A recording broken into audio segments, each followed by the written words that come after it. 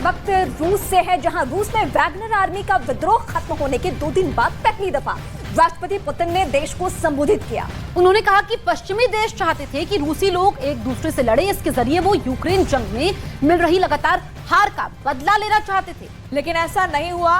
हमारा देश हर हाल में एकजुट है। ये रूसी मीडिया के मुताबिक पुतिन ने कहा कि वैगनर ग्रुप के लड़ाके सच्चे देशभक्त हैं जो अपने देश और नागरिकों के साथ गद्दारी नहीं कर सकते।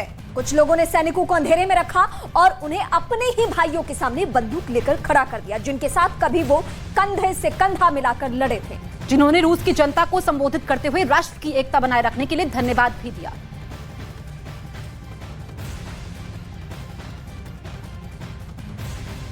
तो वैगनर ग्रुप के विद्रोह पर पुतिन की तरफ से बयान सामने आया है।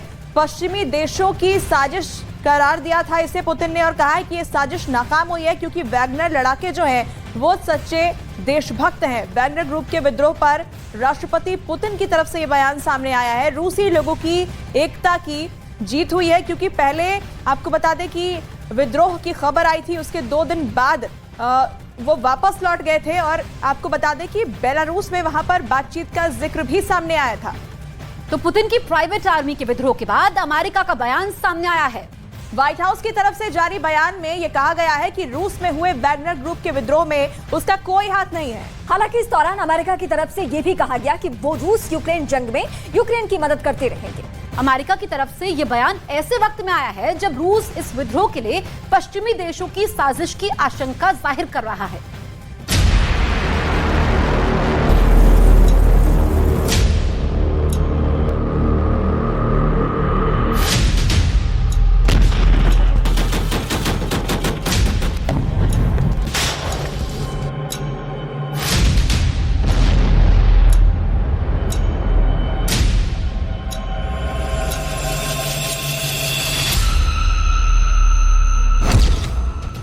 रूस में विद्रोह के बाद घबराया अमेरिका।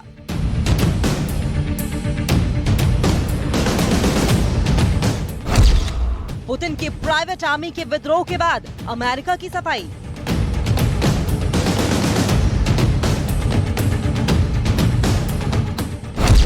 क्या पुतिन की बारूदी चाल से डर गए Biden?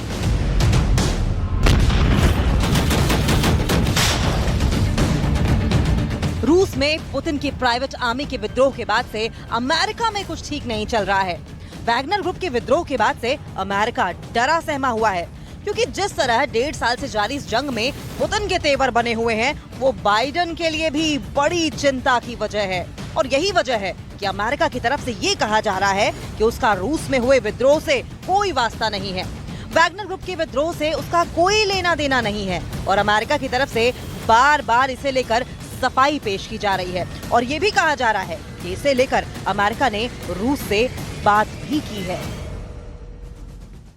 We had good direct communications with the Russians over the course of the weekend. It's our expectation that that would be able to continue going forward. America की तरफ से ये भी कहा गया कि क्रेमलिन के खिलाफ रूसी भाड़े के सैनिकों का विद्रोह रूसी प्रणाली के भीतर ही संघर्ष का हिस्सा है, और इसमें संयुक्त राज्य अमेरिका और उसके सहयोगी देश किसी भी रूप में शामिल नहीं है। जब से रूस यूक्रेन युद्ध की शुरुआत हुई है, तब से अमेरिका रूस से बातचीत करने से इनकार करता रहा है। और ऐसे में सवाल ये है कि आखिर पुतिन की प्राइवेट आर्मी के विद्रोह के बाद अमेरिका रूस से बातचीत क्यों करना चाहता है, और क्या वजह है कि वो अपनी सफाई पेश कर रहा है, जबकि रूस ने अभी तक इस मामले में सीधे तौर पर अमेरिका का नाम भी नहीं लिया है। और ऐसे में अमेरिका की तरफ से आया ये बयान कई तरह के सवाल खड़े कर रहा है। सवाल ये भी कि क्या किसी न किसी रूप में अमेरिका का इस विद्रोह में हाथ था? क्या अमेरिका ने यूक्रेन को फायदा पहुंचाने के लिए चाल चली थी, जो कि अब नाकाम हो गई, और अब अमेरिका को इस पर सफाई देनी पड़ रही है?